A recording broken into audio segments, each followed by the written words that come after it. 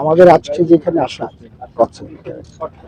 মূল কারণটি হলো টেকনাফে যে স্থলবন্দরটি ছিল সেই বন্দরটি অনেকদিন যাবৎ বন্ধ ছিল।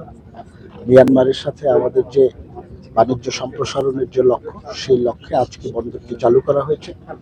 ওই বন্দরের যারা স্থানীয় জনগণ আছেন তাদের সাথে আমরা কথা বলেছি। আমরা আমরা ওইখানে যারা ব্যবসায়ী আছে তাদের সাথে কথা বলেছি। আমাদের সিএমএফ, তারপরে আমাদের এনবিআর, কাস্টমস, আমাদের বিজিবি, কোস্টগার্ড, যত স্টেক হোল্ডার আছে সবার সাথে কথা বলে আজকে থেকে আমরা এটা ওপেন করেছি এবং এই বন্দরটি এখন থেকে চলবে। আমরা সবার সহযোগিতা চেয়েছি, সবাই আগ্রহী বন্দরটির কার্যক্রম স্বাভাবিকভাবে এখন থেকে চলবে।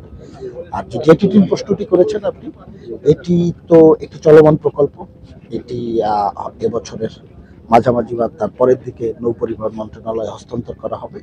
আমরা এখন থেকে পর্যবেক্ষণ করছি, দেখছি কি অবস্থা, কাজের অগ্রগতি দেখার জন্য এসেছি। এখান থেকে আমরা অনেক কিছুই করতে পারি। মহেশখালী, কুতুবদিয়া, সেন্ট মার্টিন কিংবা পর্যটনকে উৎসাহিত করার জন্য নৌপথে অন্যান্য আরো কি কি করা যায় সেই বিষয়গুলো নিয়ে আমরা আলোচনা করছি, ভাবছি।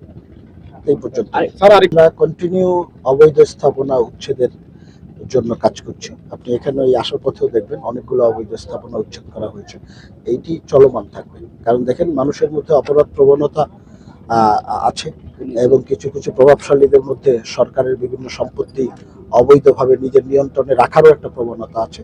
এটি যেমন সত্যি, আমরা সরকারে আসার পর থেকে আমরা যেই ডিপার্টমেন্টের যতটুকু সম্পত্তি আছে সেটি তার কাছে থাকবে এবং সরকারের পক্ষে সেই জিনিসটির যথোপযোগী ব্যবহার সে করবে এবং সরকার সেখান থেকে রেভিনিউ আর্ন করবে।